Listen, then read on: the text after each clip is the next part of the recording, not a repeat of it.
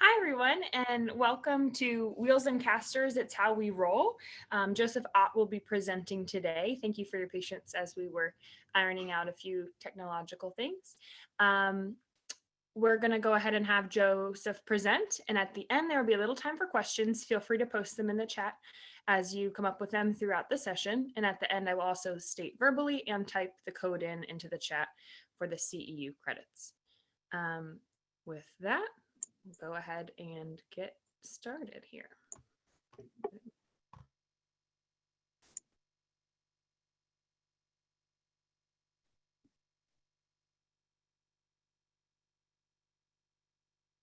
All right, thank you, Julie, for the introduction.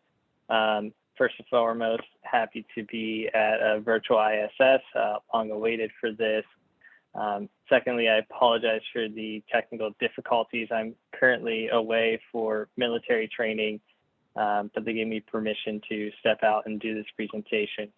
So I'm happy to be here with you all today, but I'm on remote connections here and my bandwidth isn't as great as it should be. So bear with me as we get through this.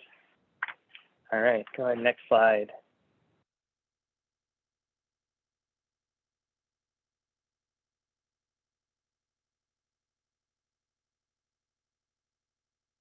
So full disclosure, this work was done while I was at the University of Pittsburgh as a PhD candidate. However, now I am employed by Lucy. None of this information is relative to Lucy, it's all prior to them, but just wanted to be clear and upfront about that. And go ahead, next slide.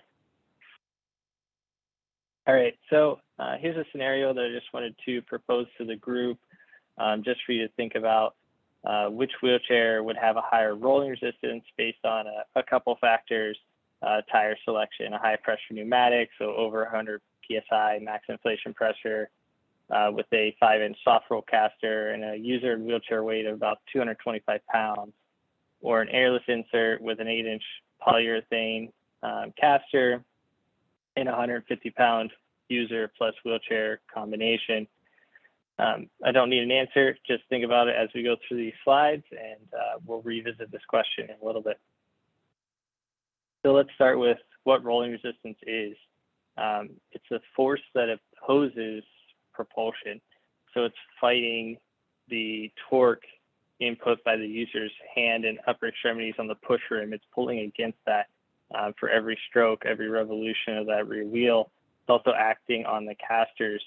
And the reason it happens is as those materials roll forward, they deform on the front edge and rebound on the back edge, but it's never the same. So there's an energy loss, and that energy dissipates as heat. So not to get deep into the physics of it, but we know that's a loss to the propulsion efforts, and that's going to impart higher resistance to the upper extremities to move forward. And when we do that, we're reducing propulsion speed, increasing the effort to propel, and we're having a risk for repetitive restraint injury. So we really want to minimize rolling resistance at all costs. Go ahead, next slide. All right, so why we care. It impacts mobility, capacity, and performance, which I'll define here in a second, the energy needed to move, and the loads on the upper extremities. Go ahead, next slide. All right, so we define capacity as what we can do in a standardized environment. So think of this as your lab setting, versus performance is what you're doing in the community, in your home, real life scenarios. Next slide. So the relationship there is an increasing rolling resistance is decreasing your preferred push speed of a user, their maximum allowable push speed. If there's higher resistance, they just can't go as fast. They can't overcome it as easily. And then it diminishes the ability to move around the home or the community.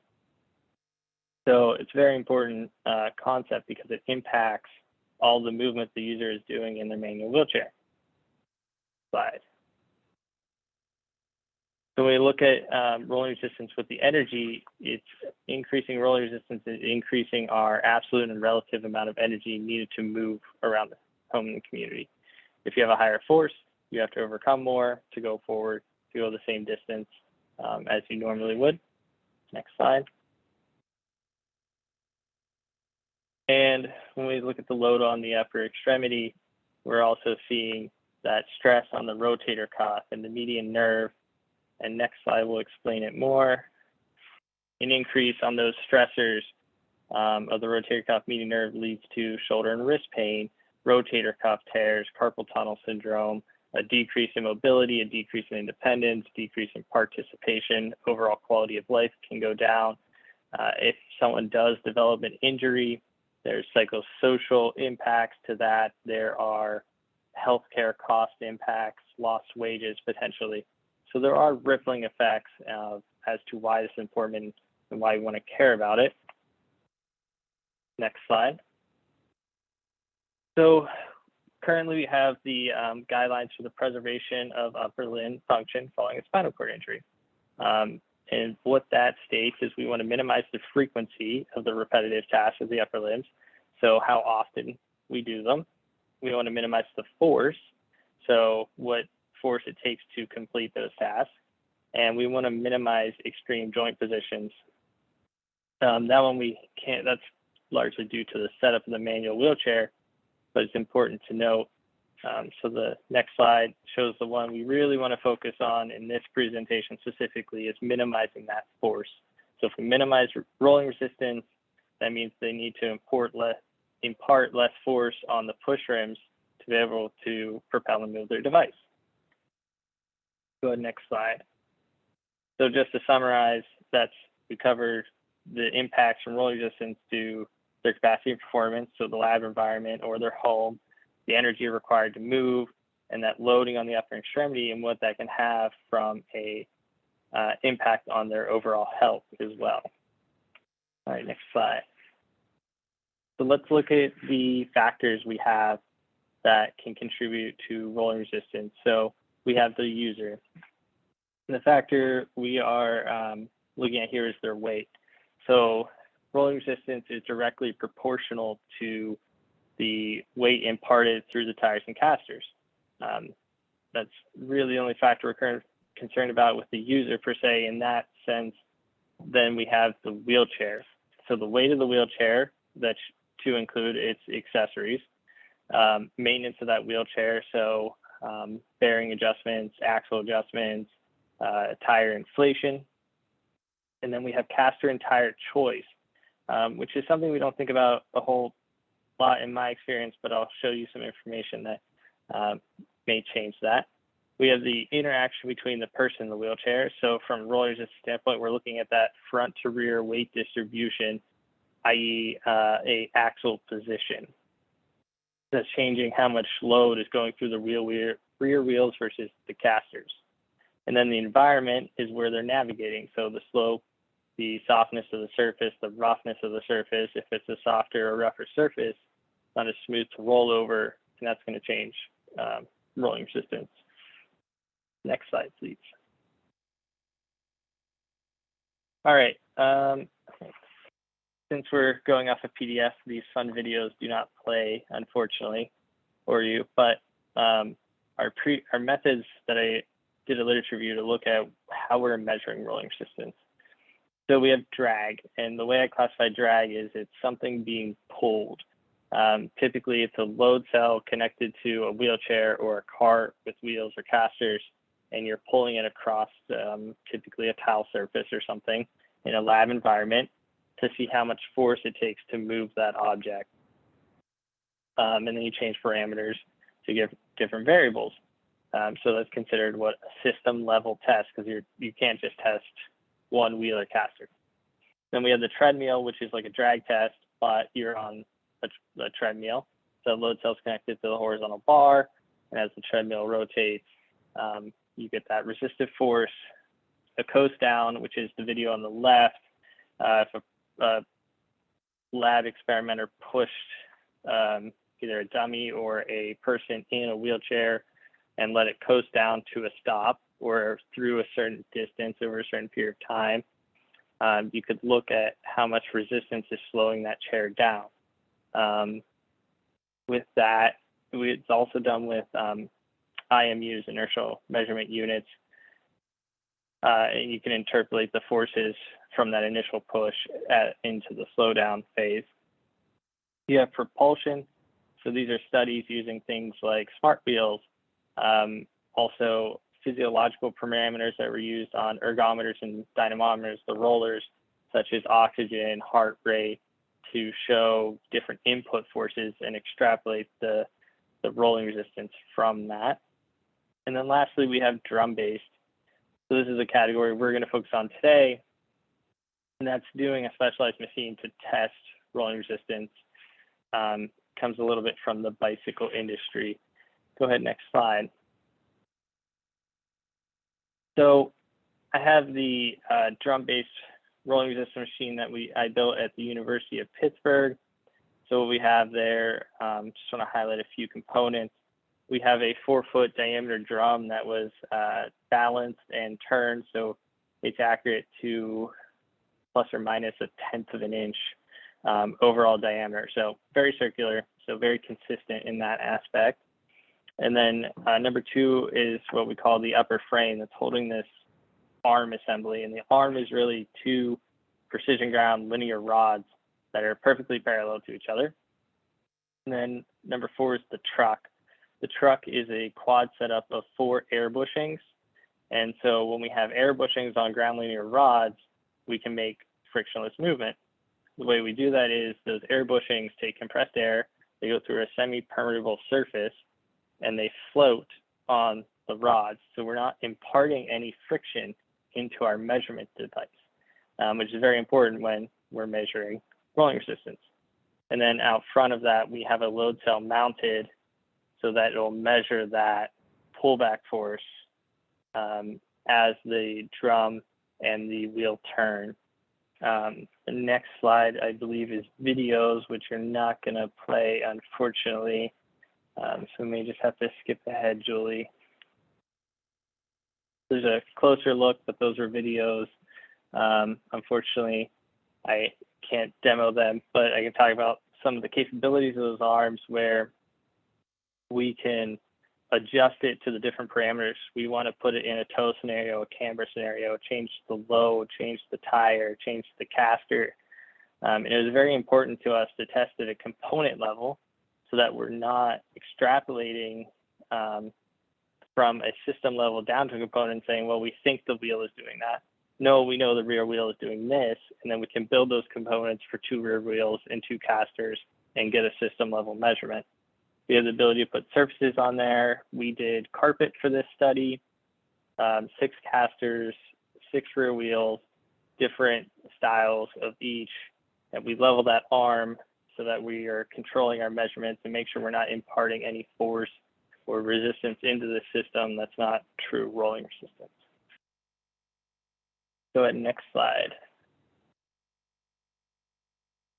All right, so the factors that we want to test on drum base, I already talked about this a little bit, the rear wheel and caster. So this is selection. We did 6 of each.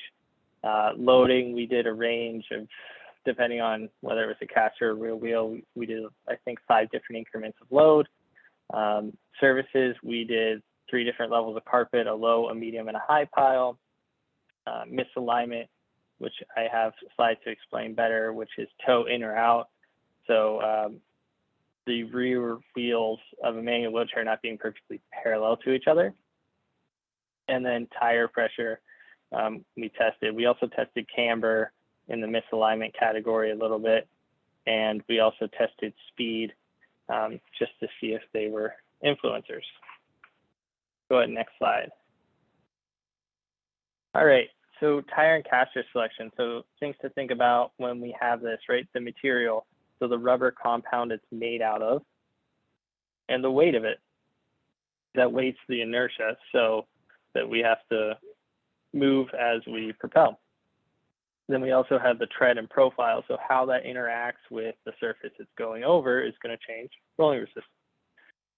Typically, larger diameter means a larger contact patch, which means it can handle more load in that scenario and roll easier. That's why we want more weight over the rear wheels. Previous literature also identified high pressure pneumatics as having a lower rolling resistance as compared to a solid or something like that. Maintaining proper inflation on our air-filled tires. Then we also know there's things like airless inserts and solid tires as well. So we want to test those. As you can see in the bottom right picture, we can look at that properly inflated tire versus the underinflated, and the widening of that contact patch changes how it interacts with the surface and therefore rolling resistance. All right, next slide. So rear axle position. I know this one's commonly talked about, but it's changing that load from the casters to the rear wheels. We want that center of gravity to shift backwards, keep that user weight over the rear wheels that can handle that higher weight loads, and the anterior position is preferred. So as far forward as safe, for your client or user, and keeping them stable, but they can still easily, do wheelies over door thresholds or what have you. And we know that the trunk shifts and it's going to change slightly as a user propels, but let's, for this purposes, stay with a static scenario and assume it's fairly constant. Next slide. All right, services. Services is a hard thing to test because they're all unique, they're all different, and I'm not going to tell a user that they can't go somewhere they want to go, just to educate them about what that means to their propulsion. So softer surfaces are harder to propel on, and some studies recommend matching that hardness. So if you think of like a beach tire with large balloony tires to distribute that force, that's a soft material over a soft area, something like that, versus you can run a solid tire easily over tile or a concrete floor. All right, next slide. Camber. This one's also well known. So looking at the rear of the chair that's tipping the top of the wheels in towards the user. The middle picture shows a exaggeration of it. And the way that changes that contact patch is rolling it into the inside. That diagram's from the passenger car industry, but you can see how it just goes to the inside, changing how it interacts with the surface and therefore rolling resistance. But there's a lot of benefits to the user with increasing stability, access to the push rim, navigating through doorways, and previous literature didn't identify it as a significant contributor to rolling resistance, but we wanted to investigate it further. Go ahead, next slide.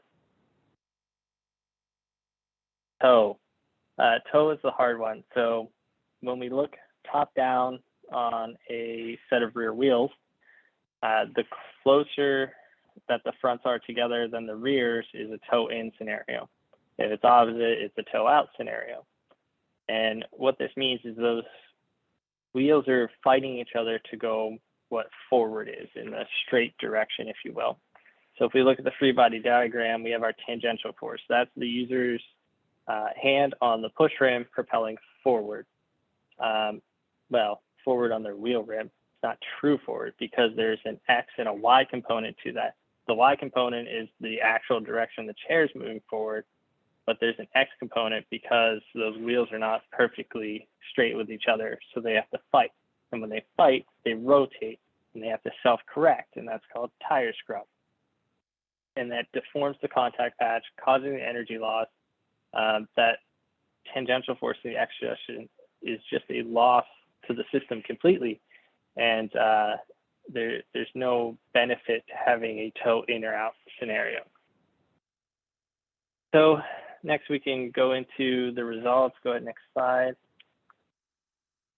All right, let's look at what the effects of load were on our rear wheels and casters. If we look at the left graph, we have rear wheels, and I pointed two of them out kind of as the baseline, a high pressure pneumatic tire. It was very common in the community. And I think it had max PSI of 145, if I remember correctly, versus an airless insert. So as our load increases, our rolling resistance increases. It's a relationship we already knew about, but we need to be able to test it as well.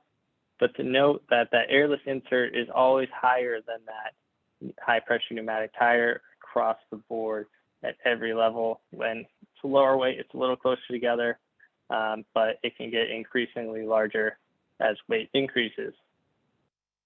And then with the casters, we have, we picked out two, a soft roll and a semi-pneumatic. I believe it was a foam insert on that as well. So just looking at the two, we have two very linear trajectories, just at two different levels based on the caster diameter and its properties. Next slide. All right, surfaces. So we were able to test low, medium, and high pile carpet. We have the rear wheels on the left here, and that high pressure pneumatic tire is outperforming that airless insert on every opportunity, every pile, every level. So that's something to note there as well. And then the casters, same thing, the soft roll is definitely performing better than the semi-pneumatic caster. So our airless insert's higher. It's always easier to roll on a hard surface over carpet, but noting the wheel type and its interaction, or caster and its interaction, is important. Go ahead, next slide.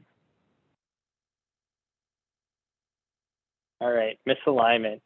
This is where we have different relationships. So two photos to show a toe in or toe out scenario in an exaggerated state. But when we look at the results, we have this parabolic curve, and it's almost equal but opposite. So it doesn't matter whether it's toe in or toe out, you have about the same increasing rolling resistance off of what true parallel is, regardless of which direction it's going. So we treat them kind of as equal, but we also look at that airless insert over the high pressure pneumatic, and it's always consistently above and higher. So, and as we go out farther and that toe increases, regardless of the direction, we're getting a higher rolling resistance. So it's just a testament to where our alignment needs are for our rear wheels. Go ahead, next slide. All right, tire pressure. So this is the one that has an inverse relationship. So as tire pressure decreases, rolling resistance increases because of the change in that contact patch, and it's just not as efficient as it rolls. So we didn't have all pneumatic tires because we had a solid and airless insert, but we can just see that the two different tires perform very differently. They have similar trajectory, but depending on what they were, we're getting vastly different rolling resistance results. And next slide. All right. So it's easier to see in a presentation when they can pop in individually, but being that we tested load in a static scenario, and then we can change our scenarios based on that or other factors, that means our changes per one factor, we can relate back to what a change in load feels like. So I did perceived weight equivalent is what I called it.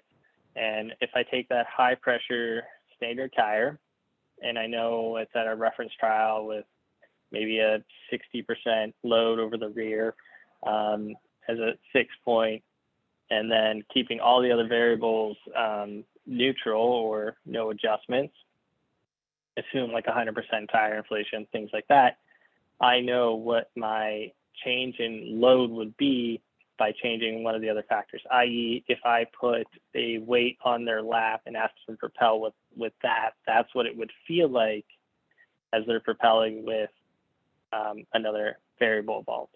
So we did speed, and we didn't see a strong difference. It's like going a half meter per second slower takes about 5 pounds of perceived weight off. That's not push force weight. That's like taking 5 pounds out of their backpack. When we see camber, it's like adding 6 pounds or 13 pounds. So not a crazy difference. Tire pressure at 80% to 100% inflation, that's only about 2 pounds. It's not a whole lot change there. So, you know, we have a zone to work with for inflation pressures. Then we start looking at toe, and at 1 degree, we're already at 20 pounds.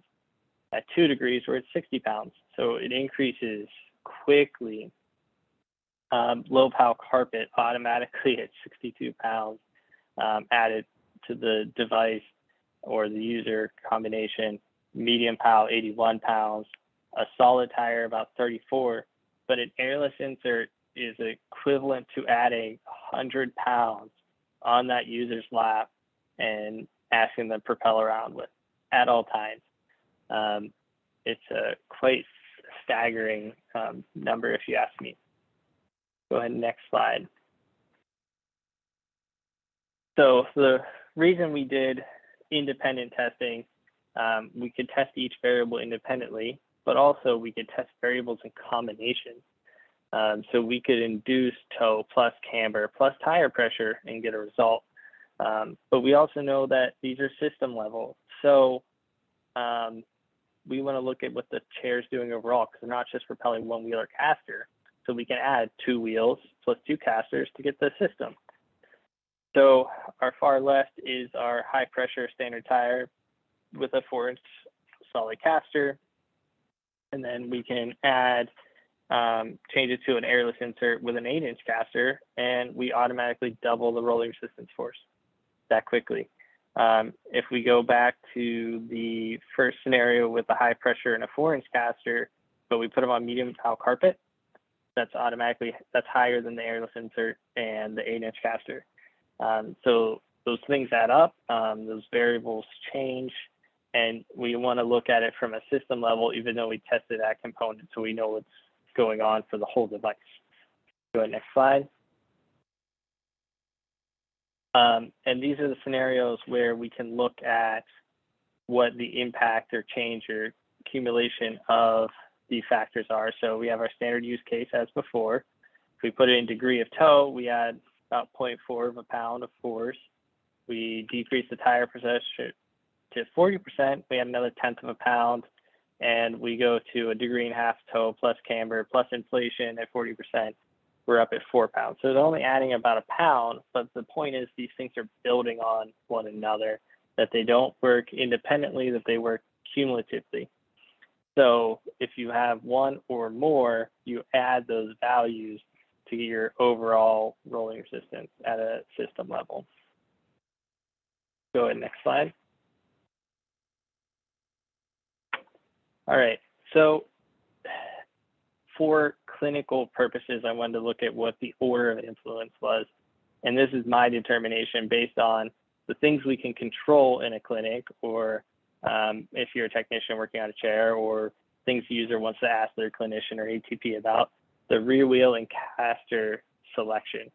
Those are critical factors that change how that device performs, in what environments, and what the rolling resistance and ultimately the upper limb health. So having conversations about which performance of those is better. From our standpoint, we need more data points to make a viable database for it, but we have enough information to make some recommendations to decision making. Misalignment. I have yet to see a chair out there that has an adjustment for toe. If you change caster diameter on the front of that chair, and that chair has a cambered axle tube, and you're at 3 degrees, but you change from a 4 to 5, you can take that axle tube that's in camber and it'll rotate and it'll cause a toe scenario and cause misalignment. So just be aware of things like that when you're making adjustments. There's not a good device out there to measure for misalignment. You can do a tape measure across it at the axle point. Just make sure those axles and the tolerance between the bearings are as tight as they can be. The push release axles are adjusted properly. And then services, I'm not going to tell a user not to go anywhere, but in places they can control, maybe it's their home, carpets and rugs are not a great choice everywhere. It's harder to propel on. Load, I think this is more important from the accessory standpoint. We look at backpacks full of stuff on wheelchairs, and that's changing the rolling resistance. We don't talk about user weight, even though it's linked to wheelchair users heavily as being overweight. Also, the device weight. We see manufacturers trying to fight for a 1/2 ounce, but there's maybe another factor that could have a bigger influence on their rolling resistance or their propulsion than what a 1/2 ounce in what the frame weight rate, frame weight is. And then tire pressure. Tire pressure is an easy one to control, but it doesn't add a ton of benefit. And we know that our tires that are underinflated can still have a lower rolling resistance than the airless insert. So you can have a 40% inflation on a high pressure pneumatic and still have a lower rolling resistance. So it really doesn't argue great for the benefits as an airless insert. There really aren't any because you can negate it in other ways. All right, let's go back to our scenario. Go ahead, next slide. Well, the answer automatically pops up now, but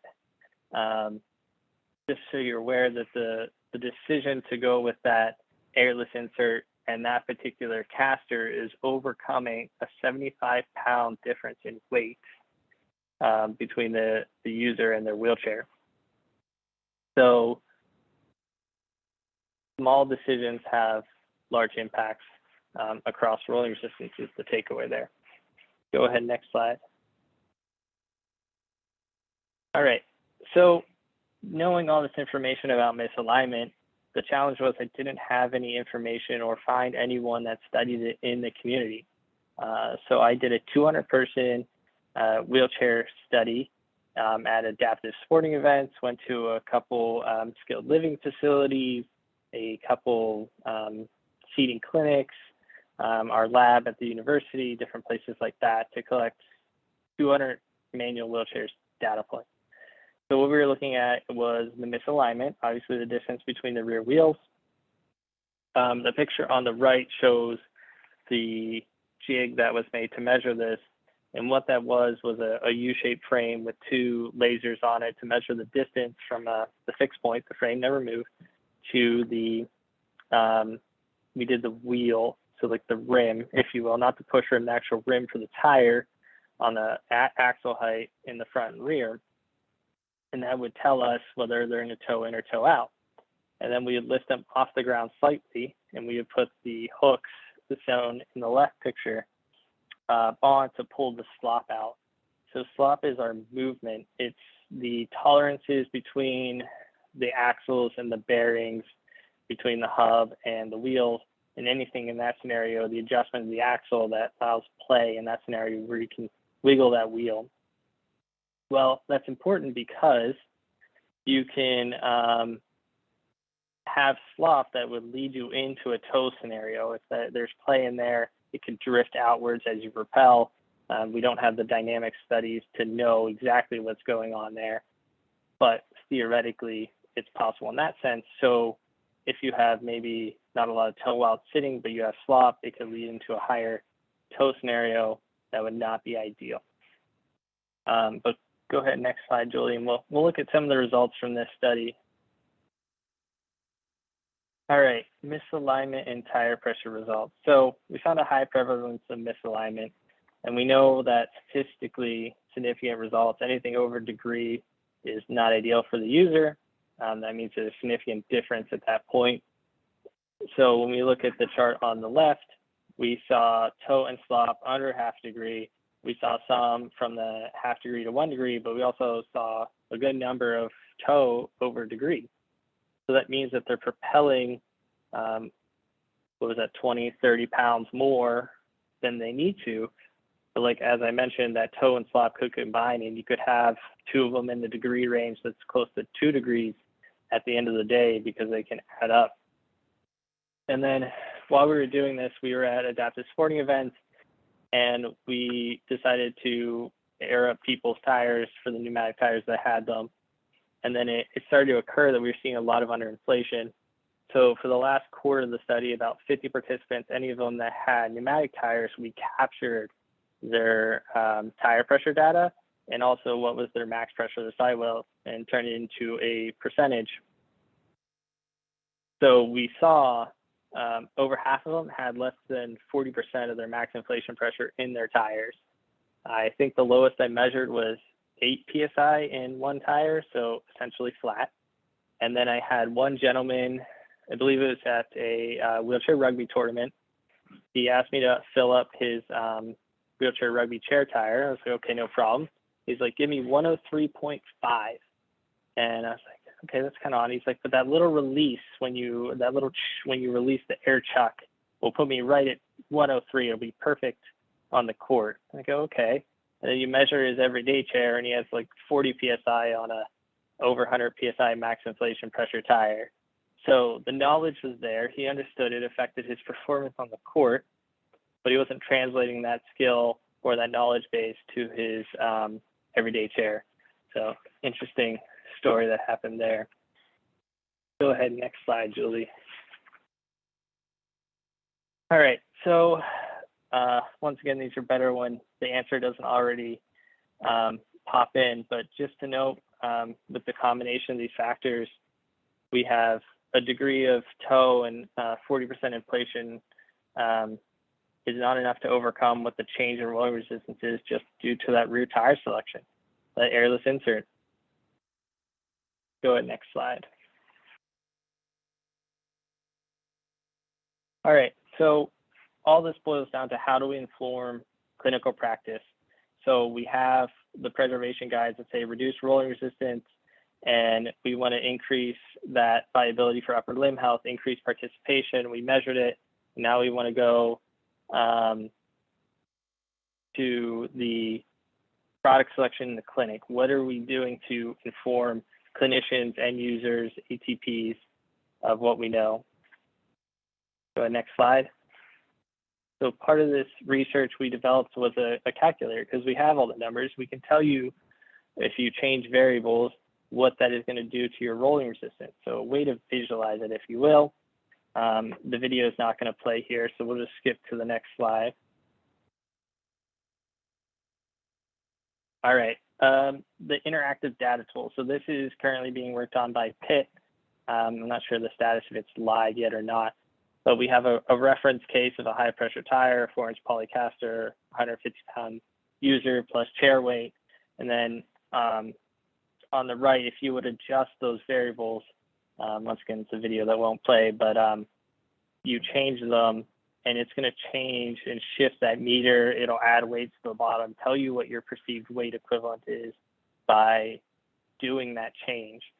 So that's a way for the clinician or the user to go onto that site and look at, if I switch my tire from A to B, or type A to type B, if you will, because it's all just anonymized. We didn't use any of the manufacturer's names for the data. Or if I do this or do that, what's going to be the impact on my rolling resistance and where I have to propel. All right, next slide, Julie. So we'll wrap up the conclusions here as I get to the end of this. So tire and casters are important.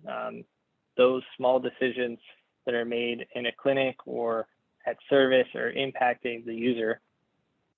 Airless inserts should be used on a limited basis.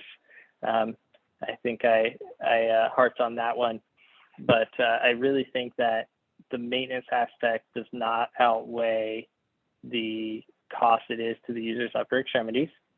Underinflated tires can have that lower rolling resistance than airless inserts. So I have the data for that if you would like it.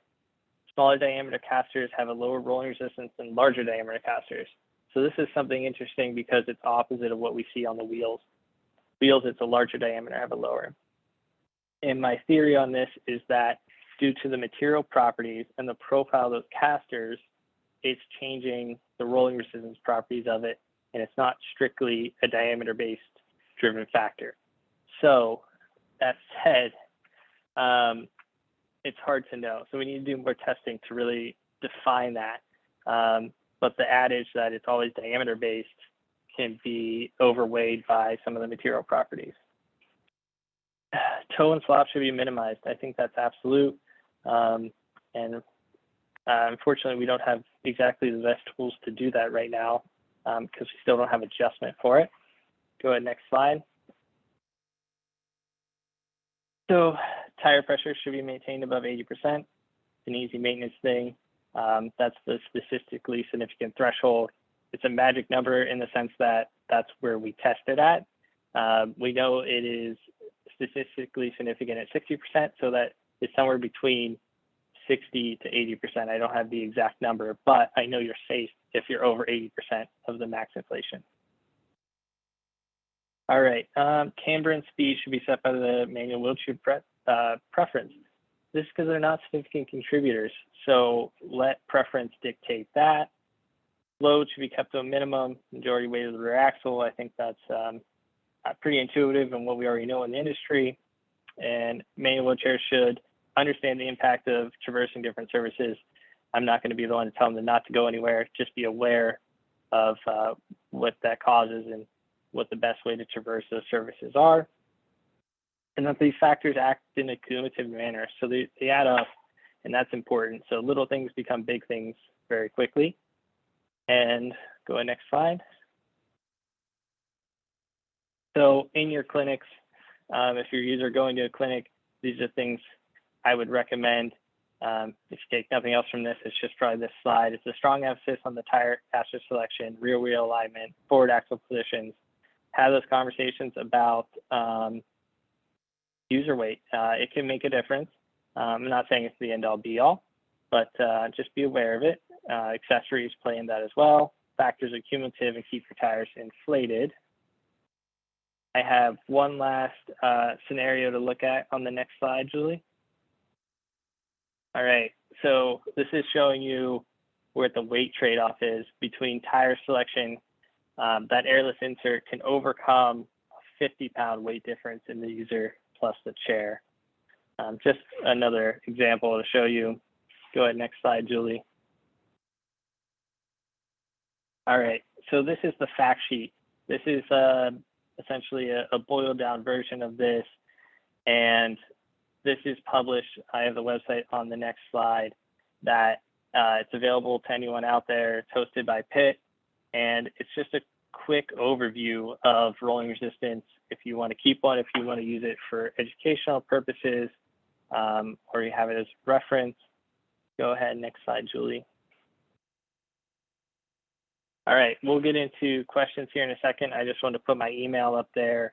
That is the website for the fact sheet. There's also other things in there on that website, different trainings and stuff that it was all sponsored by the grant this was a part of. I also uploaded the PDF version that's Julie's showing to the ISS Hub for you all, as well as the 2 papers that I published in the peer review journal. So if you want to cite this, the papers are there for that purpose. And Julie, I think we can open it up to questions. I saw some come through the chat here.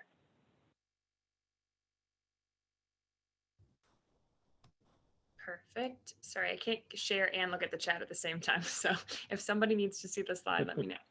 All right, so first question. Your chart showed camber added perceived added weight, which would equate to arm push force. But this individual thought that camber was supposed to lower the arm push force, with around 2 to 5 degrees being reasonable camber preferred by users. Okay, I'm wondering if that's based on a previous study. So the data I was presenting was from my machine and my study. I can tell you that anything over 0, so we did 1 degree increments from 0 to 5. We always saw a weight increase in rolling resistance. That said, it's not super significant, so I don't know. It could have been a different variable in the study there. That's interesting. If you have that data and have an email, you could shoot me an email with it or something like that. I'd love to look into it more. Next up, we have, what would you recommend for a client that lives in a rural community with concern for the risk of flats and maintenance of a pneumatic tire? Ooh, that's a good one. Okay, I would try to stick to a pneumatic as much as possible. There are some puncture resistant things you can put in there that will change how it performs with rolling resistance. No, I don't have that data, unfortunately. It was large enough to do about 1,200 trials on that machine, let alone all the little factors. So you could try that, the puncture-proof liners that they make.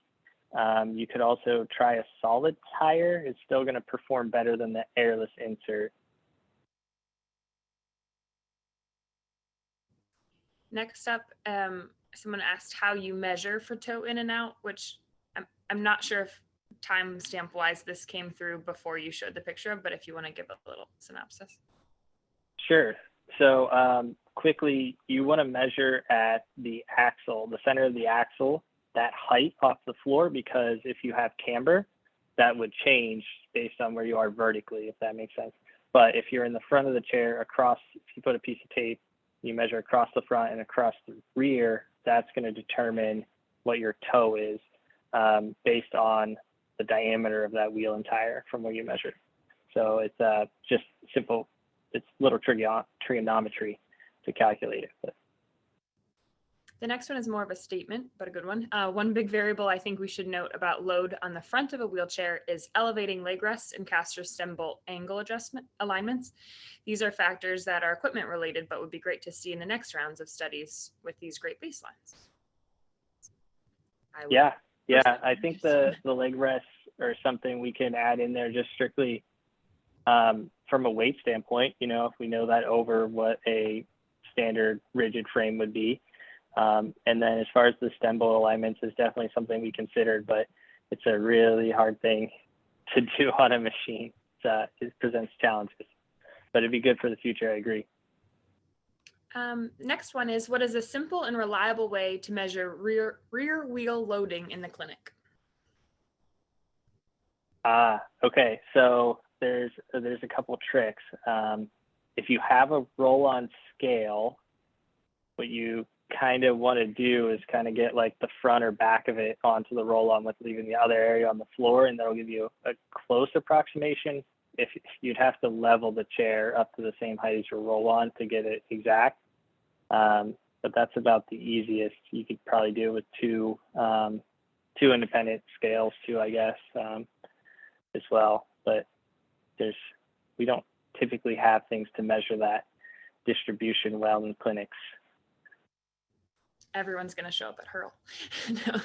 No. Someone asked if an airless insert was essentially a foam inner tube, and then someone else answered that for you in the chat, but just for clarity's sake. Next question. I know this is about high-end wheelchairs, but low-end wheelchairs seem to have gotten more inefficient, and some of these issues affect that how can the industry improve on these issues while still keeping the cost down, which drives why these chairs are like this. So trying to clarify this a little bit. Yeah, I think that's accurate. They increase the tolerances between parts. So you're going to see more toe, more slop. You're not going to be able to adjust things as easily. If the manufacturing is poor and rushed, you're going to have misalignments in that frame as well. That can make it harder to propel, keep your caster straight, induce flutter, anything like that. So absolutely, I agree with that. And another statement by someone, this handout has been very well received by her clients and aided in client-educated choice away from airless insert, specifically that the underinflated pneumatic tire is better than airless insert. And someone else said that a solid tire is a good alternative to the airless insert. Obviously, that study also increases resistance. But. That's great, because the prevention aspect of it, a manual wheelchair user and the freedom they get from a manual chair as opposed to having to convert to power. So staying in that manual chair longer by preserving the upper limbs as much as possible. It's great. I'm glad to hear it. That's awesome. Another one. This person says, thank you. What was the age range and user weights in your study? This clinician primarily works with children whose weights are under 80 pounds. Do you have any individuals that have low user weights in your study? The community study did not capture age or user weight. We were just focusing on misalignment. As far as the drum-based study, we can replicate light user weight, and being that it's proportional, a light user is not going to see the effects of rolling resistance as much as a heavier user. I hope that covers it. I don't have exact data points for you. And then we have this person's biggest issues are for the elderly population not being able to maintain pneumatic tires. I would go solid over airless insert if you have to. Next, this person says, I'm very confused. Manufacturers, as well as apparently well-accepted view that camber reduces rolling friction with narrow tires because there's less tire area contacting the ground. This was mentioned in a previous presentation, I guess, yesterday. So this person was just asking for clarity. Okay. If you had a link to that, I would love to go back and watch that if you know what session it is. Also, when we talk about rolling resistance, there's very few testing rigs out there. I empirically tested the data. Some are assuming that data off of computer modeling, so you're going to have a difference in results there. So you can make a computer model to say, if I tilt that, that's changing the contact patch. If I change the material properties of this rubber compound, it should give me a rolling resistance reduction. There could be other factors in the test setup. So I'd love to know more about it. I can only, unfortunately, speak to the data that I have.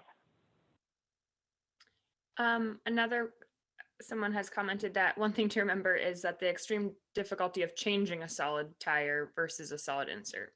Again, something to think of. Right. I guess my question to that is, what is your frequency of doing that? It shouldn't be, hopefully, that often. So I know they're not fun to work with. So. And they're flowing in for a while, but I think that is the last question. If anyone has, we do have a few more minutes. If anyone has an additional question and you'd like to type it in, feel free. Doesn't look like it. Joseph, thank you so much for sharing your data. Personally, I have used that sheet and have made a lot of changes in my practice and some sassier conversations with people about what is best for them, which again is a lot of variables in that. So thank you so much for this research for sure. Thank you. Thanks for having me. I'm glad to be here.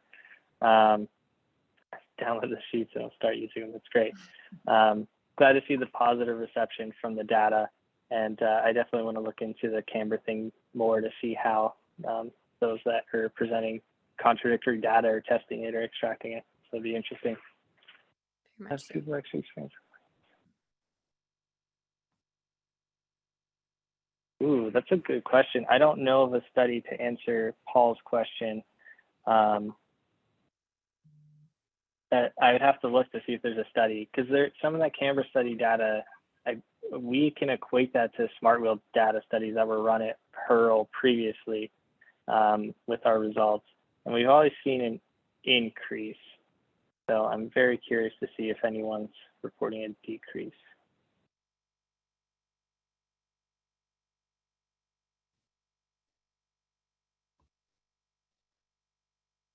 Excellent. All right, so I'm going to type the code in and share it. And then if people are still have questions, like I said, we have 4 more minutes. All right, so the code is, I'm going to say it out loud, then type it. Can't do 2 things at once. AOHZGF. It is an O, not a 0 when I type that in.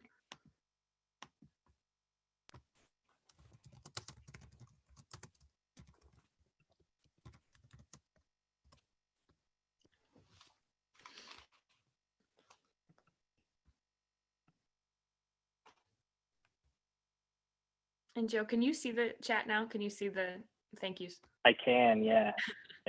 Good. Perfect.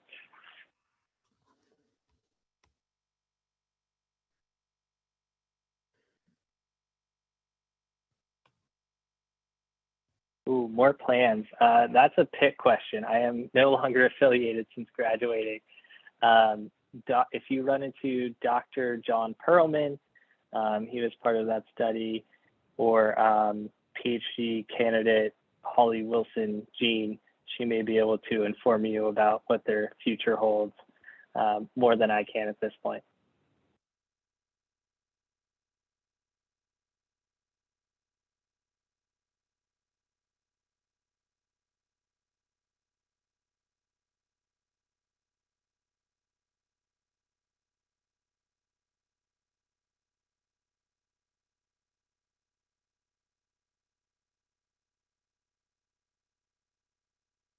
Oh, that's a good question, Paul. I have not done client-based perceived studies.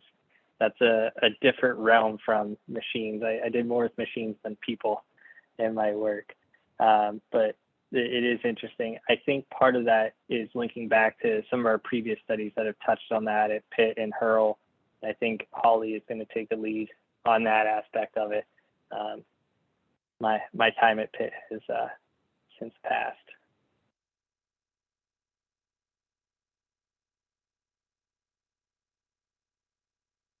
To Kylie, I would say yes.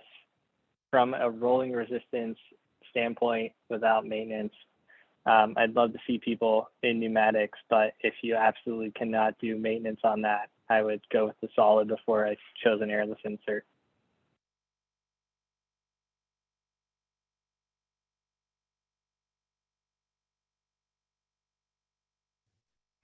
All right. Thank you so much, everybody, for coming. Thank you again, Joseph, for presenting, and to the whole tech team for supporting the flexibility today.